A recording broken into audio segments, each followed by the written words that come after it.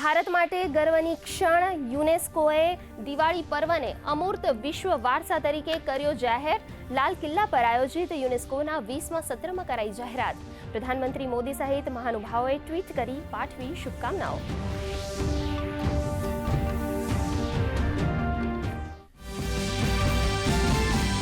રાષ્ટ્રીય માનવ અધિકાર દિવસ પ્રસંગે આયોજિત કાર્યક્રમમાં રાષ્ટ્રપતિ દ્રૌપદી મુર્મુએ લીધો ભાગ. કહ્યું, સમાજના છેવાડાના લોકો સુધી પહોંચવી જોઈએ સુવિધાઓ. માનવ અધિકારથી મહિલાઓ બની સશક્ત.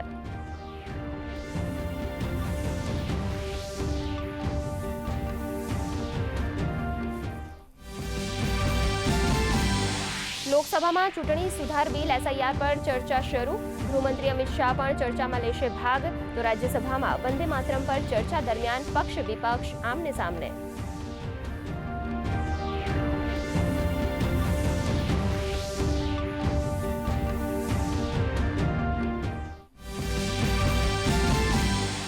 ગાંધીનગરમાં સરકારની યોજાઈ કેબિનેટની બેઠક. મુખ્યમંત્રી ભૂપેન્દ્ર પટેલની અધ્યક્ષતામાં વિવિધ મુદ્દે ચર્ચા. ટેકાના ભાવે મગફળીની ખરીદી અંગે સમીક્ષા. આગામી સમયમાં થનારા કાર્નિવલની પણ ચર્ચા.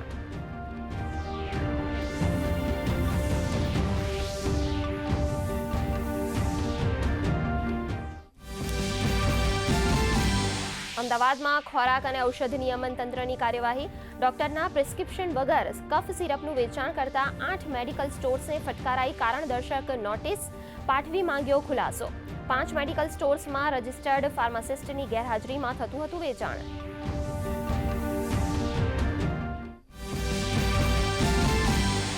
સુરતના રાજ ટેક્સટાઇલમાં માર્કેટમાં આગની ઘટના.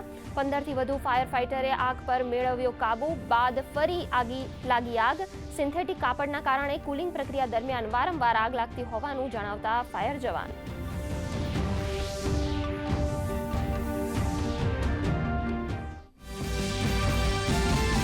ફેડ બેઠકના પરિણામ પહેલા ભારતીય શેર બજારમાં ઘટાડો. સેન્સેક્સે ગુમાવી 84,500ની સપાટી, તો નિફ્ટી 25,700 નજીક બંધ. મિડ અને સ્મોલ કેપના શેરોમાં ઘટાડો. સોનું ચાંદી રેકોર્ડ બ્રેક ઊંચાઈએ ચમક્યા. ડોલર સામે રૂપિયો 7 પૈસા ગગડી 90.10ની સપાટીએ.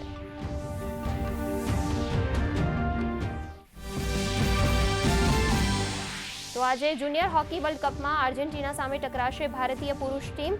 ભારત 9 વર્ષ પછી આ સ્પર્ધામાં બ્રોન્ઝ મેડલ જીતવાનું ધરાવે છે લક્ષ્યાંક. સેમીફાઇનલમાં ભારતનો જર્મની સામે 5-1થી થયો હતો પરાજય.